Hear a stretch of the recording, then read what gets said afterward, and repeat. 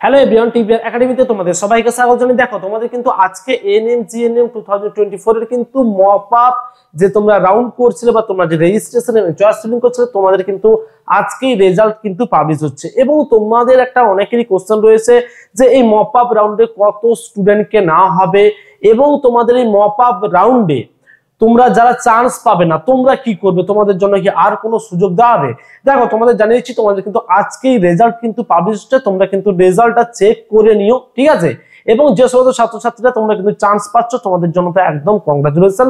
তোমরা কিন্তু কলেজে ভিজিট করে কিন্তু তোমাদের ডকুমেন্টস ভেরিফিকেশন কিন্তু করিয়ে নিও, কারণ তোমাদের ডেট কিন্তু বেশি দিন দেওয়া হয়নি, এটা কিন্তু মাথায় রাখবে।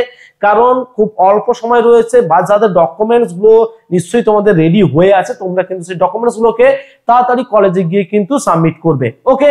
এবং যারা চান্স পাওনি বা ধরো তোমাদের এই যে রেজাল্ট, অর্থাৎ তোমাদের আজকে যে রেজাল্ট তোমাদের পাবলিশ হচ্ছে, অর্থাৎ এএনএম জিএনএম তোমাদের যে মপ আপ রাউন্ডের যে রেজাল্ট তোমাদের পাবলিশ হচ্ছে 2024 এ, তোমরা এই রাউন্ডে যারা যারা চান্স পাওনি তোমাদের জন্য কি আবার কোনো কাউন্সিলিং হতে পারে? দেখো তোমাদের কিন্তু আর কাউন্সিলিং হওয়ার কিন্তু কোনো আশা নেই। তো একটা স্পট কাউন্সিলিং বলে কিন্তু একটা কাউন্সিলিং হয়, তো সেটা যদি তোমাদের হয় সেটা কিন্তু আমরা এই চ্যানেল থেকেই কিন্তু তোমাদেরকে ভিডিও দিয়ে জানিয়ে দেব।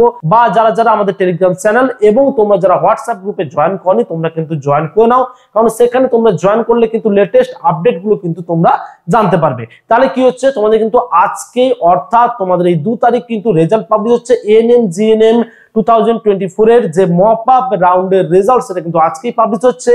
যে সমস্ত ছাত্রছাত্রীরা তোমরা চান্স পেয়েছো তোমরা কিন্তু কলেজে গিয়ে তোমাদের যে ডকুমেন্টস রয়েছে সেই ডকুমেন্টস গুলো কিন্তু তোমরা সাবমিট করো। এবং যে সমস্ত ছাত্রছাত্রীরা তোমরা চান্স পাচ্ছ না তোমরা কিন্তু ওয়েট করো, যদি আর কোনো কাউন্সিলিং হয়, কোনো মিনস আমি বলতে চাইছি স্পট কাউন্সিলিং যদি হয়, অর্থাৎ দেখো যদি গভর্নমেন্ট কলেজে সিট খালি থেকে যায় অনেকগুলো, সেক্ষেত্রে কিন্তু একটা চান্স থেকেই যায় যে একটা তোমাদের স্পট কাউন্সিলিং হবে। তো সেরকম যদি তোমাদের সিচুয়েশন তৈরি হয় তাহলে কিন্তু তোমাদের স্পট কাউন্সিলিং এর মধ্যে দিয়ে কিন্তু তোমাদের সিটগুলোকে কিন্তু ফিল আপ করা হবে গভর্নমেন্ট কলেজে। তো যে সমস্ত ছাত্রছাত্রীরা তোমরা চান্স পাবে না তোমরা কিন্তু অবশ্যই ওয়েট করবে এবং এই চ্যানেলটিকে কিন্তু তোমরা সাবস্ক্রাইব করে রাখবে, কারণ এখান থেকে কিন্তু তোমাদের আপডেটটা দিয়ে দেওয়া হবে যে তোমাদের স্পট কাউন্সিলিং হচ্ছে হ্যাঁ কি না। তো এটা কিন্তু তোমরা সবাই মাথায় রাখবে। তো আজকের ভিডিওটি এই পর্যন্ত, দেখা হচ্ছে তোমাদের অন্য কোনো ভিডিওতে। অসংখ্য ধন্যবাদ সবাইকে।